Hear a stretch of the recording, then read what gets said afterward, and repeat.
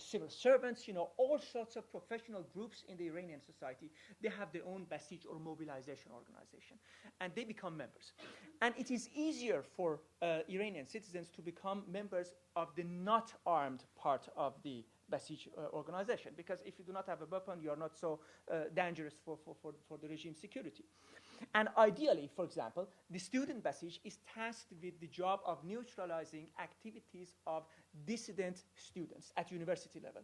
So whenever there is a demonstration against the regime at universities, you have the university Basij members trying to have a counter demonstration or beat up those students. That is, ideally the function. Or if you have labor demonstrations somewhere, you have the labor Basij arranging a counter demonstration to beat up those labor activists. Also, that has been a total fiasco for the Basij, because more often than not, those people, individuals who became in the first place members of the student Basij or labor Basij or clerical Basij, they probably became members because of opportunistic reasons. And exactly because of opportunistic reasons, they are also ready to leave that organization. It's very difficult to beat up your own colleagues, or your fellow students at university or at mosque or wherever it is that you're working. So the Basij experience for the Iranian society has not been as successful as the Komsomol was in the Soviet Union or Hitler Youth was in Nazi Germany. Not at all. Basij has been a fiasco. And whenever you hear the Iranian regime talk about millions and millions of members of the Basij militia guaranteeing the security of the Islamic Republic of Iran, you should be very, very skeptical. That organization is dysfunctional, and it is dysfunctional because of the social fabric and structure of the Iranian society. We are brought up in families, big families. And I, as a Basij member, would know that some of those people I'm going to beat, they may be my own family members. It's very difficult, very, very difficult. So, what instrument of power does this leave for the regime?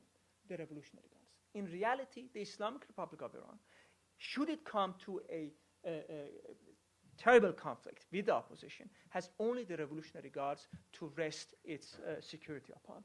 But unfortunately, the Revolutionary Guards has great incentives to protect the regime. Not because the Revolutionary Guards is very much in love with the regime, but because they have huge economic incentives to do so.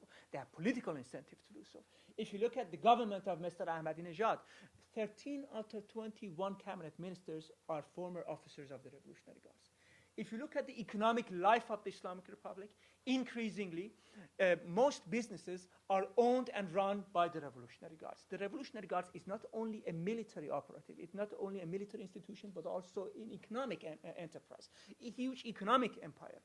And even the religious and spiritual sphere of life in the Iranian society is being infiltrated by the Revolutionary Guards. You, of course, know all these stories about the messianism and the presence of the Imam of the era and that kind of stuff. Well, you see, that is one part of Shia religion, the Shia thought, that we are awaiting the coming and re-emergence of the Imam of the era, the Shia Messiah, who is going to secure the salvation of man and start a world revolution. The Revolutionary Guards is instrumentally using the belief of the people in existence of a 12th Imam, of a savior, of a Messiah, for its own ends. And what they do is that, somebody like the general, chief of staff, General Firuzabadi, he wrote an open letter to the Imam of the era in one of the newspapers in Iran. It amounts to one of the generals in America writing an open letter to Messiah in Washington Post, complaining about one political or another political actor in the political life of the United States. I do know that there are politicians here in America who believe that they are in contact with divinity. We have that in Iran too. But they are, the Revolutionary Guards has great economic, political and even religious ideological incentives to protect the regime and is also ready to do so. As long as the Revolutionary Guards is not removing its support for the regime, I do not see a terrible, revolution and eventual regime change in a short term. But in the mid and longer term, we also know that it is impossible for the regime just to operate and rule societies by force. It's impossible. It's not possible as I see it. So in the longer term, Ayatollah Khamenei and the regime must look for different options. But by then, it would be maybe too late. Because even now, I know that there are some people in Washington talking about regime change in Iran. But believe me, the regime has already changed. The regime has already changed. It is no longer a theocracy. It is a military dictatorship. Thank you.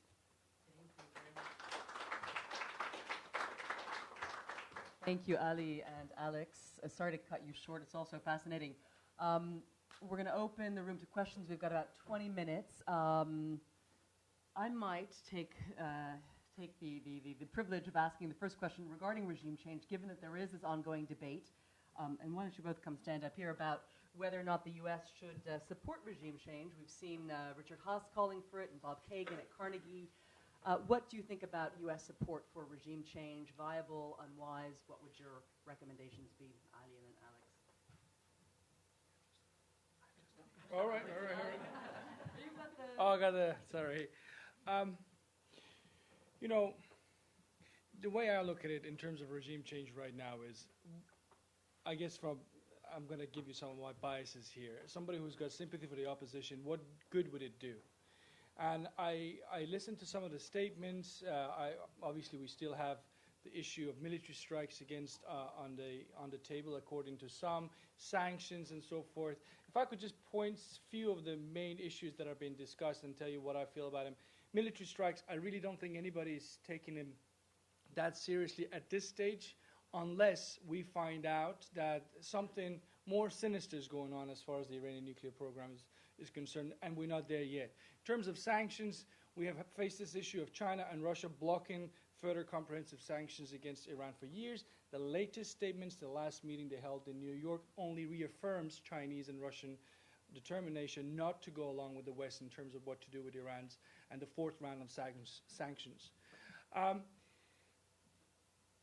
One of the things that I would hope would become discussed more is practical measures that the U.S. can take to help the Iranian opposition. And one of them is already been discussed, as far as I understand it, since December, which is this issue of giving them powers, the opposition, to go around government control in terms of mobilizing, in terms of getting the message out, anti-filtering, all the things that would make life easier for an Iranian oppositionist to operate in cyberspace. What can the U.S. do to help him on that front? These are the kind of practical issues that might actually have a positive impact for the opposition. But just talking about regime change, I mean, what I was trying to point out was the regime is the one that's having a fight inside it. So if you get Rafsanjani in, you still have kind of the regime that you've faced the last 30 years. Well, what are we talking about? We're not talking about a brand new alternative here. As I said, the people in the streets would like a brand new alternative. A majority of them, I think, would. But we don't have that alternative on the table right now. So, you know, regime change becomes trickier, although if you look at practical issues, there are things that the U.S. could do. I fully agree. I do agree that one should first and foremost energize broadcasting efforts to the Islamic Republic of Iran. If there is one thing that dictatorial societies are afraid of is free discussion and free debate. Why don't we give the opportunity for free debate to the Iranian public? It would be totally wrong if people here in Washington, D.C. try to address problems in various cities of Iran. But if the Iranian public has access to free media, uncontrolled and uncensored by the Iranian government, that would be a very, very useful tool. BBC Persian is taking up that job.